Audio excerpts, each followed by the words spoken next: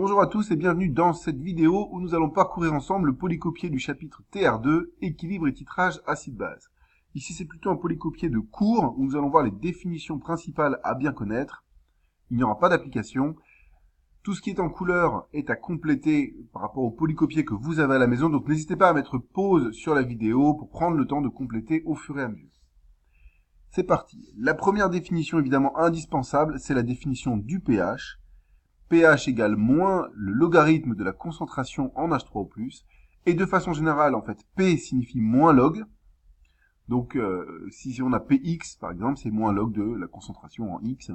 Et ici, H, en fait, c'est le petit diminutif de H+, qui dans l'eau est H3O+. Autre définition à connaître, l'autoprotolyse de l'eau, c'est la réaction dans laquelle deux molécules d'eau réagissent ensemble et une molécule d'eau va prendre un proton à une autre molécule d'eau, ce qui formera les ions hydroxyle, HO- et les ions oxonium, H3O+. Donc, il faut connaître la définition de l'autoprotolyse de l'eau et la définition de la constante thermodynamique de cette réaction, qui est notée KE et qui s'appelle le produit ionique de l'eau. Donc KE, comme c'est la constante de cette réaction, si on applique la loi d'action des masses, on aura KE égale l'activité des produits ici, la concentration en HO- fois la concentration en H3O+, divisé par l'activité des réactifs, mais comme l'eau ici est le solvant, son activité vaut 1, donc finalement KE, par son expression, ce sera toujours HO- fois H3O+, et il faut connaître sa valeur, elle vaut 10 puissance moins 14 à 25 degrés. On définit ensuite PKE, puisque P signifie moins log, PKE c'est moins log de la constante KE, et donc, comme KE vaut 10 puissance moins 14, si je fais moins log de KE, j'aurai 14 à 25 degrés, à connaître par cœur également.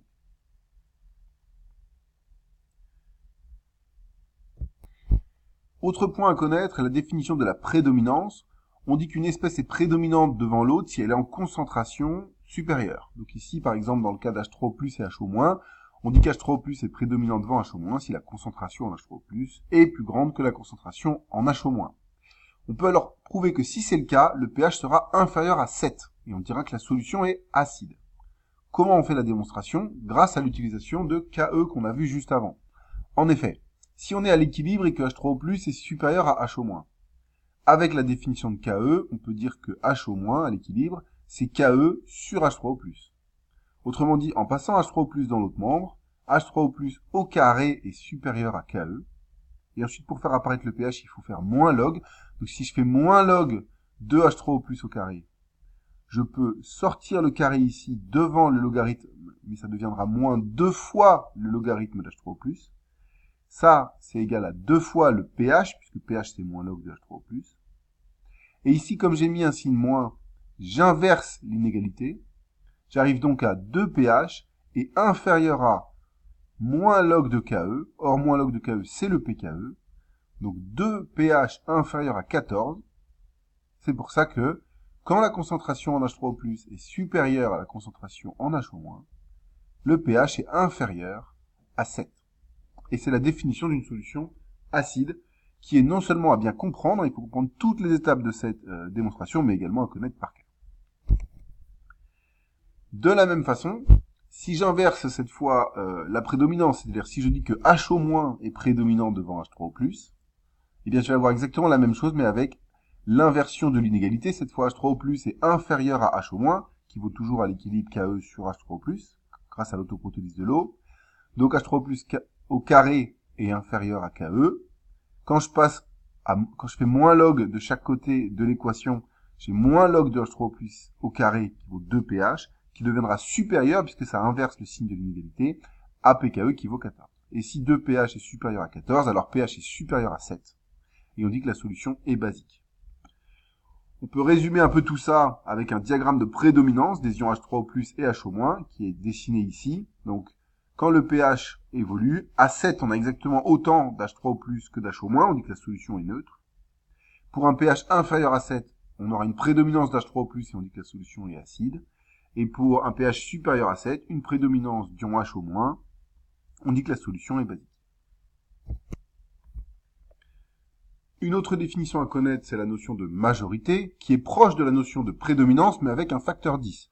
C'est-à-dire on dit que H3O+ est majoritaire devant HO- si la concentration en H3O+ est supérieure à 10 fois la concentration en HO-. Pour le pH, on peut alors démontrer un peu de la même façon que pour la prédominance. Si H3O+ est supérieur à 10 HO-, qui avec l'autoprotolyse de l'eau peut être écrit Ke sur H3O+, alors la concentration en H3O+ au carré est supérieure à 10 fois Ke. En passant au moins log pour faire apparaître le pH, on a moins log de H3O+ au carré qui est égal à 2 fois le pH, qui sera inférieur, puisque comme on a mis un moins log, on inverse l'inégalité, à pKe moins 1, puisque si je fais moins log de 10 Ke, ça va faire moins log de 10 qui vaut moins 1, moins log de Ke, et moins log de Ke, c'est pKe. Et pKe moins 1, c'est 13. Donc si 2 pH est inférieur à 13, alors le pH est inférieur à 6,5. On en déduit donc le diagramme de majorité pour les ions H3O+ et HO-. Pour un pH inférieur à 6,5, c'est H3O+ qui est majoritaire à HO-. Pour un pH supérieur à 7,5, c'est HO- qui est majoritaire. Et entre les deux, aucun de ces deux ions n'est majoritaire sur l'autre.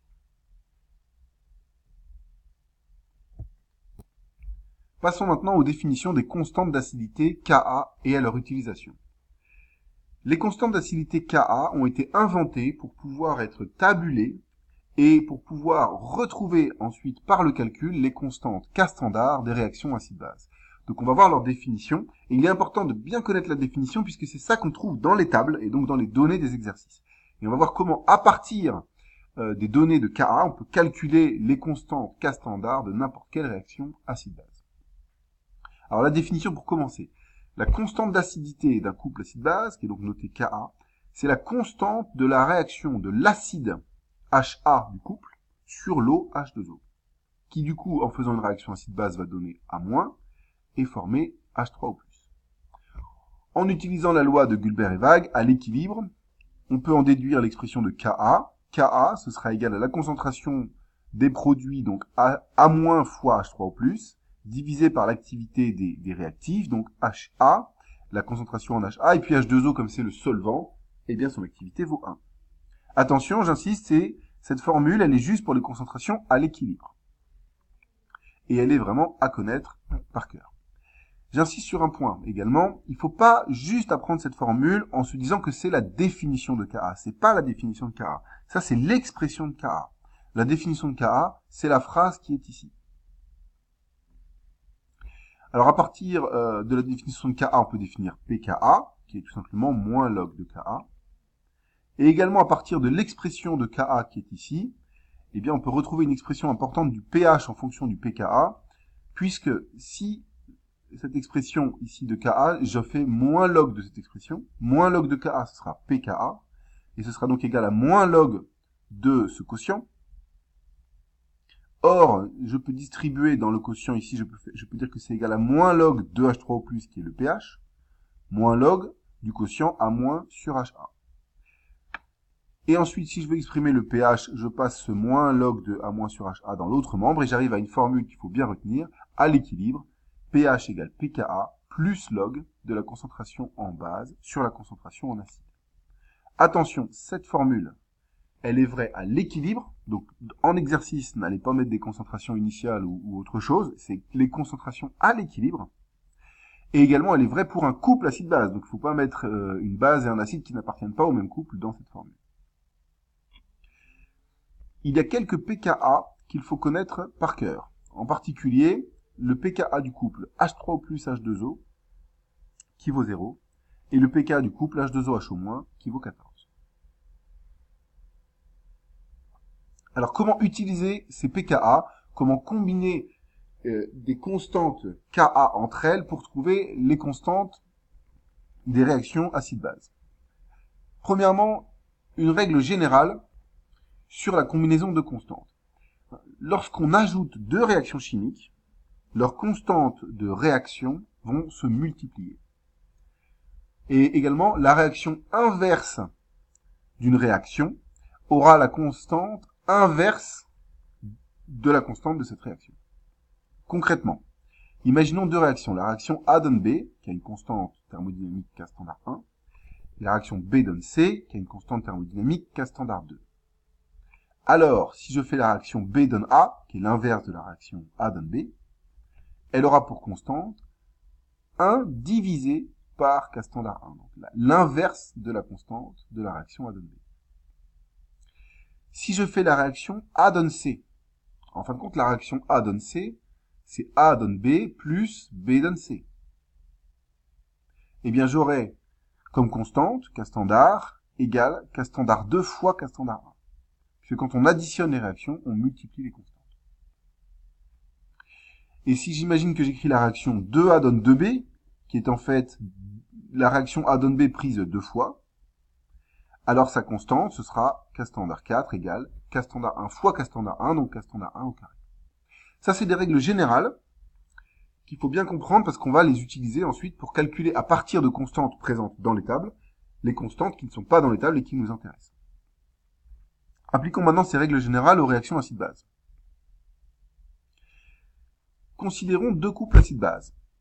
Le couple HA1A1-, avec un acide et sa base conjuguée, et le couple HA2A2-, un autre acide et sa base conjuguée, à qui on donne les constantes d'acidité Ka1 et Ka2. Calculons la constante de la réaction entre HA1 et A2-. Alors cette réaction, je l'ai écrite en rouge ici. HA1, qui est un acide, quand il réagit avec A2-, il peut lui céder un proton. Donc on obtiendra A1- et HA2. Alors comment calculer la constante de cette réaction à partir des constantes d'acidité? Bien en fait, cette réaction, comme je l'ai écrit ici, on voit qu'on peut l'écrire comme la somme de deux autres réactions. Si je fais la somme de la réaction HA1 plus H2O donne A1- plus H3O+, qui a pour constante Ka1, puisque ça c'est la définition de la constante Ka1, c'est la constante de cette réaction, de l'acide sur l'eau. Et si je lui somme l'inverse de la réaction de HA2 sur l'eau. Autrement dit, si j'écris la réaction de HA2 sur l'eau, mais à l'envers, donc HA2 plus H2O à droite, donne A2- plus H3O+. Comme ça, c'est l'inverse de la réaction de HA2 sur l'eau, sa constante, c'est 1 sur Ka2. Et bien, quand je somme ces deux réactions bleues, les H2O vont se simplifier, les H3O+, vont se simplifier, et je vais obtenir la réaction de HA1, avec A2- qui donne A1- plus HA2, qui est la réaction qui m'intéresse, la réaction de l'acide 1 sur la base 2. Et bien, comme cette réaction, c'est la somme de ces deux-là, je vais pouvoir dire que la constante, c'est Ka1 fois 1 sur Ka2. Autrement dit, Ka1 sur... Et ensuite, comme Ka1, je peux l'écrire 10 puissance moins pKa1, et que Ka2, je peux l'écrire 10 puissance moins pKa2, je peux aussi dire que la constante, c'est 10 puissance pKa2 moins pKa1. Et là, on retrouve une formule qu'on avait déjà utilisée un peu dans les TP, qui était K standard égale 10 puissance pKa de la base moins pKa de l'acide. Puisque ici, la base, c'est A2- et l'acide, c'est HA1. De la même façon, si je veux connaître la constante de la réaction entre une base et l'eau, donc ici, on va prendre la base A1-. La réaction est écrite en rouge ici. A1- réagit avec l'eau, donc elle va capter un proton de l'eau, et ça va donner HA1 plus HO-. Eh bien, en fait, pour calculer cette constante-là, je vais dire que c'est la somme, que cette réaction est la somme de deux autres réactions. La première réaction, c'est la réaction inverse de la réaction de l'acide HA1 sur l'eau. Donc, c'est A1- plus H3O+, donne HA1 plus H2O. Je sais qu'il faut que je prenne la réaction inverse, puisque je sais que je veux faire apparaître A1- en tant que réactif. Il est là en tant que réactif. Et la deuxième réaction, puisque ici, je veux avoir A1- plus H2O, donc je veux supprimer ces H3O+, et faire apparaître de l'eau, eh bien en fait, ça va être l'autoprotolyse de l'eau. Si j'écris en dessous de cette réaction l'autoprotolyse de l'eau de constante Ke, et que je somme les deux réactions, les H2O, il y en a un qui se simplifie là, les H3O+ se simplifient, et j'obtiens bien la réaction de la base sur l'eau. Autrement dit, la constante de la réaction de la base sur l'eau Kb, ce sera 1 sur Ka1 fois Ke, donc Ke sur Ka. Et si je passe au 10 puissance moins pKe et 10 puissance moins pKa, j'obtiens 10 puissance 14 moins pKa.